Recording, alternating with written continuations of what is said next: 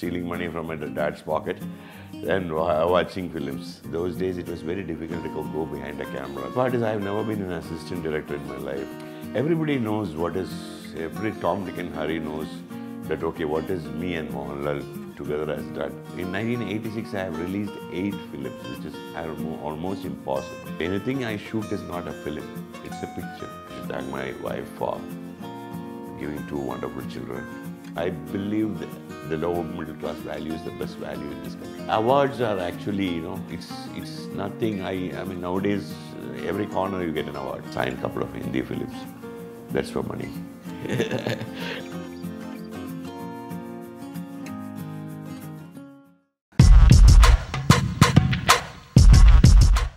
It's a long story.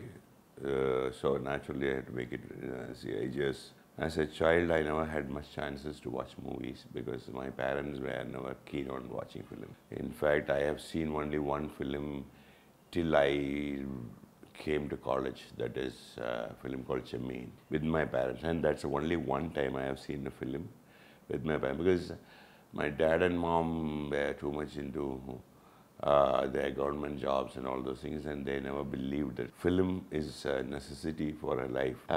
So I never watched films during it, but I used to. But I had a lot of interest. I used to ask my friends and people who used to watch film, and I used to ask them the stories of the film. So I was never keen on, but I was very much, I used to love cinema in the sense, whether it's a documentary, whether it is a cartoon, whether it is an art film, whether it is a commercial film, when anything runs on the screen, I was fascinated in watching. So I think that was there for my childhood, and that is how then I started stealing money from my dad's pocket and watching films. I basically was more than film those days. My first passion was playing cricket. So I used to play cricket, and then I had an accident because those days there was no helmets.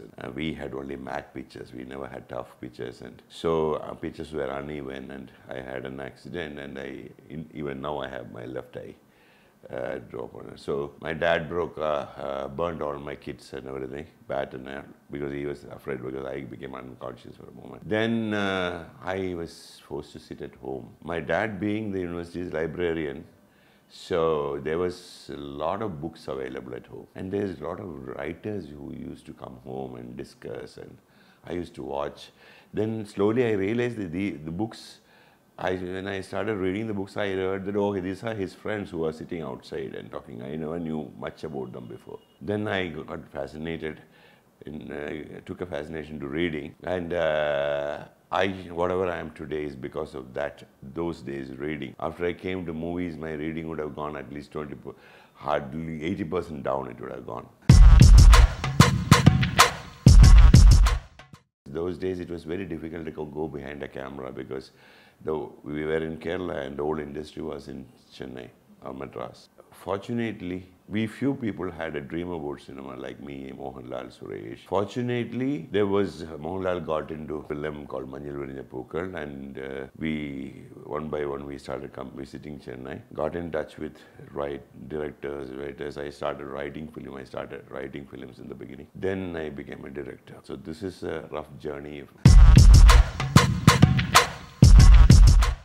See, the best part is I have never been an assistant director in my life. I have never assisted anybody, and I wrote around 9 films after I had about 4 films continuously on success. That's how I got into filmmaking, because it was not difficult for me on that section because of filmmaking, because I wanted to be a cinematographer. It was a very expensive hobby at that time. So there was not much, I didn't find much scope in that. After my degree, I asked my father, can I go to Pune Film Institute? So he said, what do they teach there? So they said, they teach you filmmaking. So he said, is it a profession? And that one question closed my dreams about getting into films, but later it happened.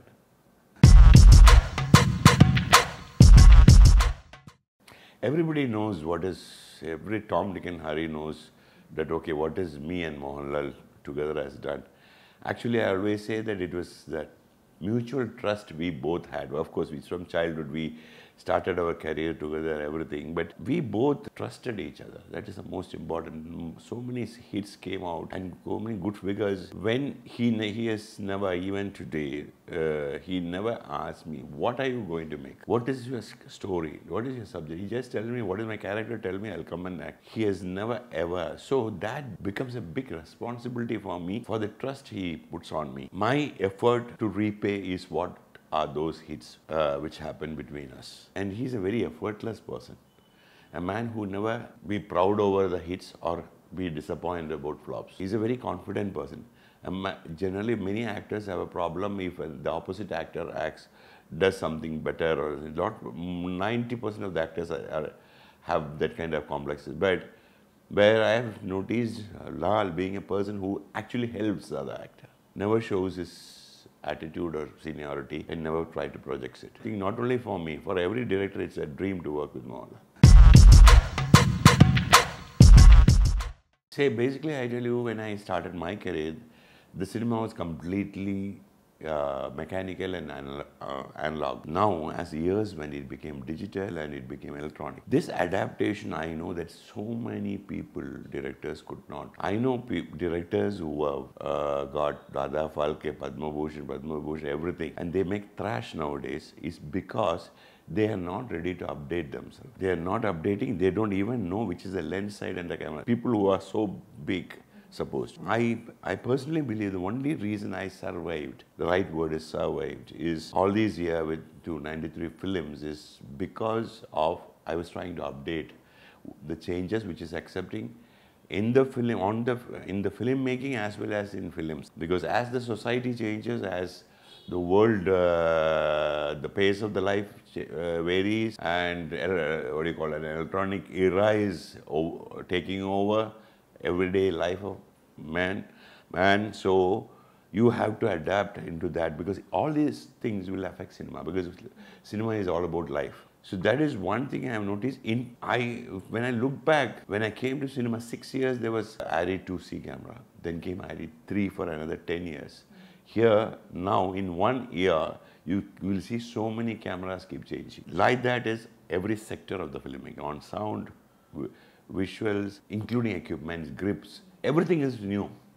So I think you have to adapt yourself to the new techniques, and you have to adapt according to the society's changes to survive in this industry.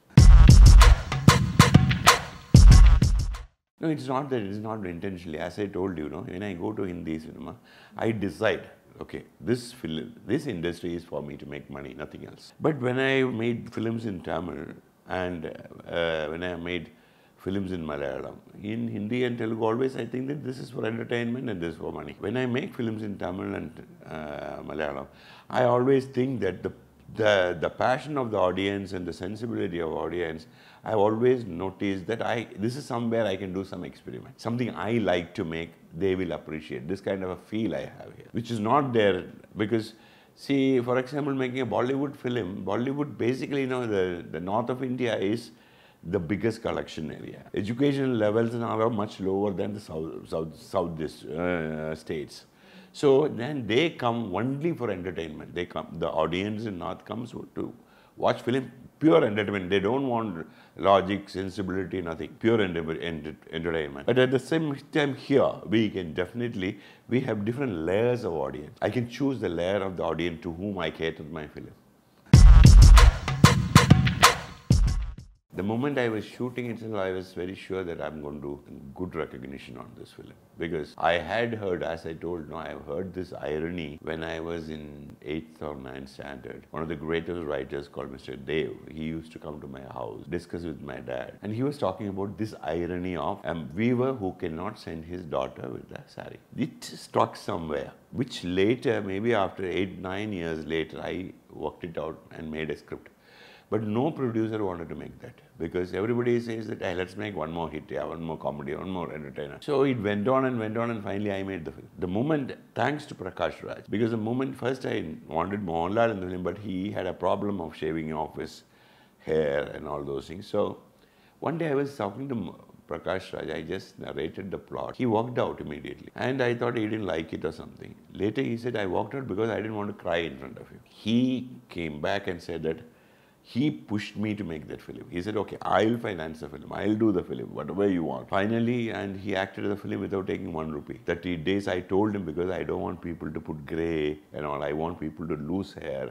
I said, so we shot the film in order for him to lose hair. Actually, I thank a lot to Sabu Cyril Thiru and Prakash Raj for supporting me so much to make that film. So it's not only that, it is not the National Award or Padma Shri I received. What is very important was your satisfaction as a filmmaker. I still proudly say that the only good film I have made is Kanchivaram and Sila Samayangal. These are my 2 best films I have made, and according to me. But there are other people differ with that. They feel that they are people who have loved Kalapani or other movies of mine are there. But still, I personally believe, because these are the 2 films I perfected my craft. It's not that, see, introducing somebody I don't purposely know, because sometimes I look for the same. For example, Trisha, when I was making Lesa Lesa, I happened to meet her. And suddenly I was thinking, this is the right girl for the film. Same thing, I happened to see a picture of Jyotika in one of my friend's house, and that is how I called her to do the film. Same, of course, when regarding Keerthy, she was my best friend's daughter. So I knew her when I was, but I refused to introduce my daughter. You learned architecture, you became an architect, now suddenly you decided to act. I said, there's nothing wrong in it. My mother was one, I was another, who all survived in cinema. Nothing wrong in it, but you achieve it yourself, not from. After you achieve a position by yourself, then I don't mind. I can proudly tell others, I did not help my daughter. She earned it herself. Choosing someone for the right film is, I always think that the casting is a very important when it comes to a storytelling movie. The characters should look genuine. The moment an actor looks right on the screen, half your problem is over. Bleak at the moment. Now, feature is, I think, a little bit of work I have to. I told you, every man has a problem. The more he proves, he wants to prove again and again. There are a couple of films I would like to make. There's one film which is coming is Malakyar, the Lion of Arabian Sea. I think it's the biggest film made in South.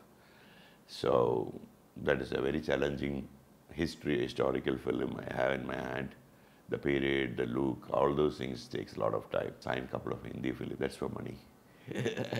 And this is for, what do you call, job satisfaction. So I have been maintaining that, and I hope that as long as I can walk and stand, I want to be a filmmaker.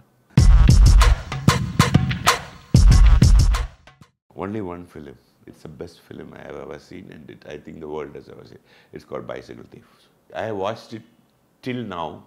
I watched it at least 25 times. My favorite director is David Lean, and definitely all his films, I have learned filmmaking from him. I don't have a guru. He is my guru. Hope you enjoyed watching this video. To watch more fun videos like this, do subscribe the JFW channel.